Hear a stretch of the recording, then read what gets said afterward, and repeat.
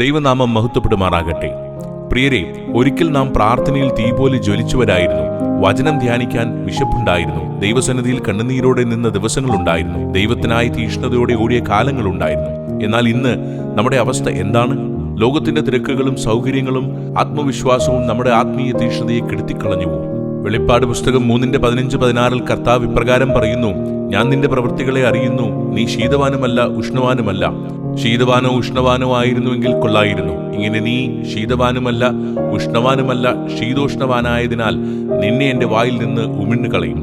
പ്രിയരെ, നമ്മുടെ ജീവിതത്തിൽ ദൈവത്തിന് ഏറ്റവും അനിഷ്ടമായ അവസ്ഥ പാപത്തിൽ വീഴുന്നത് മാത്രമല്ല, ദൈവത്തിനും ലോകത്തിനുമിടയിൽ ശീതോഷ്ണാവസ്ഥയിൽ ജീവിക്കുന്ന ആത്മീയ നിലയാണ്.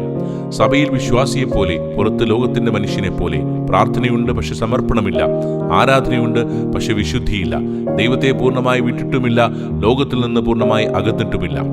ഈ നടുവിൽ നിൽക്കുന്ന അവസ്ഥ വളരെ അപകടകരമാണ്. മത്തായി 6:24 കർത്താവ് പറയുന്നു: ആർക്കും 2 യജമാന്മാരെ സേവിപ്പാൻ കഴിയുകയില്ല. പ്രിയരെ, ഈ ശീതോഷ്ണാവസ്ഥ തന്നെയാണ് നമ്മുടെ ആത്മീയ വളർച്ചയ്ക്കും അനുഗ്രഹങ്ങൾക്കും തടസ്സമായി നിൽക്കുന്നത്.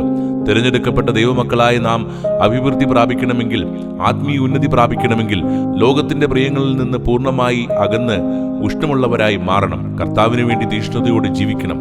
ഇന്ന് തന്നെ നമ്മെ ശോധന ചെയ്യാം: ഞാൻ ഉഷ്ണവാനോ ശീതവാനോ ശീതോഷ്ണവാനോ?